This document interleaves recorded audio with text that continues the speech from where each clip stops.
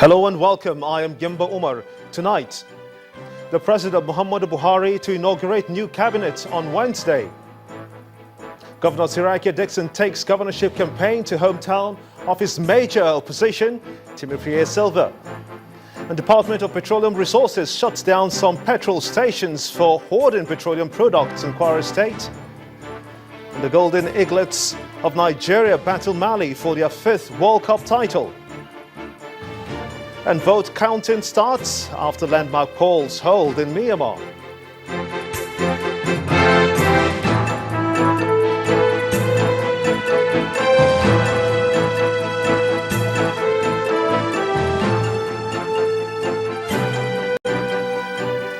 We begin tonight from Nigeria's federal capital, where the Inspector General of Police, Solomon Arase, says that enough is enough for the youths from the eastern part of the country parading themselves as promoters of Biafra. The IGP, who spoke to Channels Television earlier today, cautioned the youth against obstructing peace of the land. His warning is coming against the backdrop of massive protests for the actualization of a sovereign state of Biafra in Asaba, the Delta State capital, Awka, the Anambra State capital, and again today in Enugu. Although there were earlier reports today that 125 pro-Biafra protesters were arrested, the police public relations officer in Delta State, DSP Celestina Kalu, says that nobody is in the custody of the police command in Delta State. And as we told you, in Enugu State, the protesters gathered themselves again on major streets, chanting the same songs and calling for the release of their leaders allegedly detained by the Department of State Security, the DSS. The youths, mostly between the ages of 10 and 36, say they are prepared to be on their own. Our correspondent Charles Seruka reports. The normally placid streets of Enugu burst into intense activity for probably the wrong reasons. Our director! We want our freedom! A small crowd of youths flying what they call the Biafran flag lined the streets to lend their voice to the latest agitations for a separate entity and in defiance to police warnings. The armies and SACs and police came in that summit road.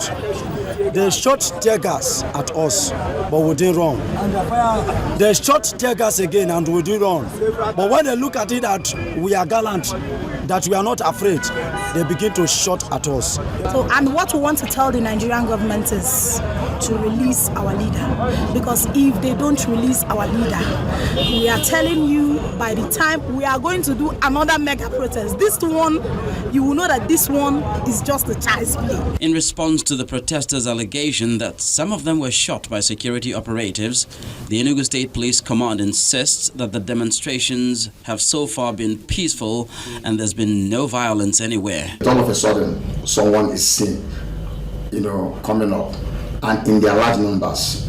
So in that case, what we will try to do is to manage the situation so that it does not degenerate into an uncontrollable situation, because you might even try to, whatever thing you do might even meet resistance, and in that case you begin to talk about genocide, and we don't want to be identified with that. So we just carefully try to manage the situation and watch out for what we are looking for. It's most unlikely that any of the protesters experienced the events of the original Biafra, but their agitation for the resurrection of a best forgotten point in history has to be handled delicately but firmly before it gets out of hand. Charles Eruka for Channels Television News. And to look further into the agitation of the Biafra youths, let's now join Linda Higbe from our Abuja studio. Over to you now, Linda. Hello and welcome to Abuja. The Nigeria police says it is not finding the actions of the protesters calling for the actualization of the sovereign state of Biafra funny, as clearly the actions question the unity and sovereign entity of Nigeria. Therefore, under the law, their actions are treasonable. The police warn that there is need for caution in making their unconstitutional demands. Now, joining me on the news at 10 is the Deputy Inspector General of Police for Operations, Mr. Sotonye Wakama. Mr. Wakama, you're welcome to the news at 10. Thank you for having me. Now, you just watched the last report. What do you think of the seeming intransigence of the pro-Biafra protesters? Well, let's start by getting something right. This is a democracy. Any person, any group of persons can protest or agitate for whatever it is they want, with the caveat that they do so within the law. The problem that we're having with this particular protest is that some actions of the protesters are not within the law. Some of them are carrying cudgels, they're acting in a riotous manner, they're blocking highways, carrying a Biafran flag and things like that. And these things are threatening to other persons. So if they behave in a calm, reasonable and rational manner, nobody will protest about it. We won't have any issue about it. But as it is, they are breaking the law. But back to the reason for the protest, the police, you're saying that it's treasonable. Now, do you think the people are aware of this? Well, first of all, whether it is treasonable or not, we'll leave that to the courts to decide. Okay. It's not for us to rule one way or the other. But if they don't know what they're doing, ignorance of the law is no excuse. So. Now, the Inspector General of Police on Friday issued a warning on this ongoing mass protest, but clearly it is being defied by the protesters. So what do we expect next from the police? Well, as you have said, a warning has been given, and everybody knows about that warning, has heard of it. We have so far tried to manage this matter such that it doesn't cause too much inconvenience, let's put it that way, to people. But if it continues, and if it continues outside the ambits of the law, then the police will take the necessary action that the law dictates. By necessary action, what do we mean? You will arrest and prosecute people. Oh. Okay, now, one of the demands of these young men is that their leaders are being held in by security operatives. Do you have any of their leaders in your custody? Not to my knowledge, but we are aware that I think one of the leaders, Kano, has been apprehended, maybe by one of the other security services. Not the Nigeria Police Force? No.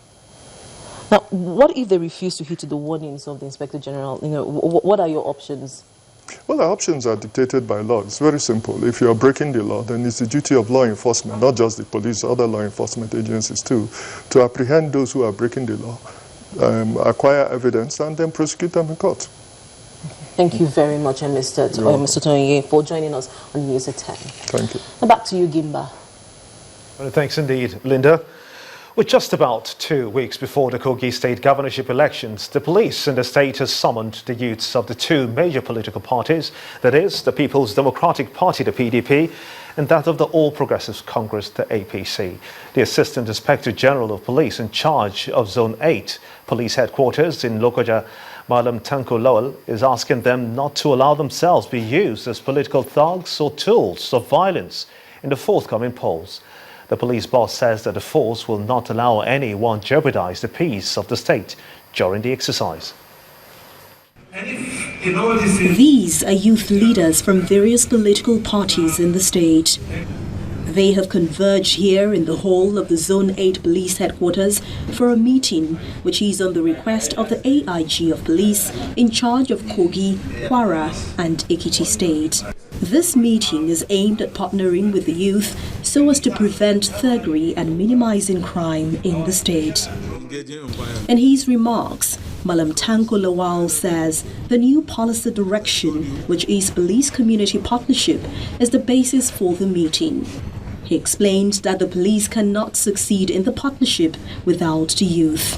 When we talk of partnership, it has to be mostly with the youth, because partnership means the police and the communities, the citizens in their various communities come together, work together and solve crime and criminality in our various communities together.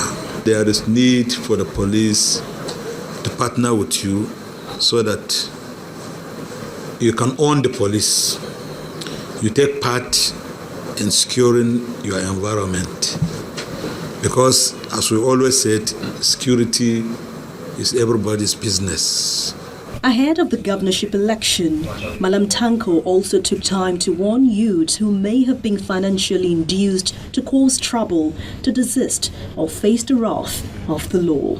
You should not allow politicians to use you to cause election violence, because if you don't sit well. If you don't do well among yourself and you cause violence, the election may not hold, and we will not allow it. As security agencies, we have profile of all the troublemakers, and surely we are watching them. Anybody who attempt to make any trouble, we are going to decisively deal with him. But the youth also asked the police to be above board. How do we build confidence in our leaders? If we are talking about the youth, the foundation of the youth lies on you people, sir. If you are faulty, you have no moral justification to crucify any youth.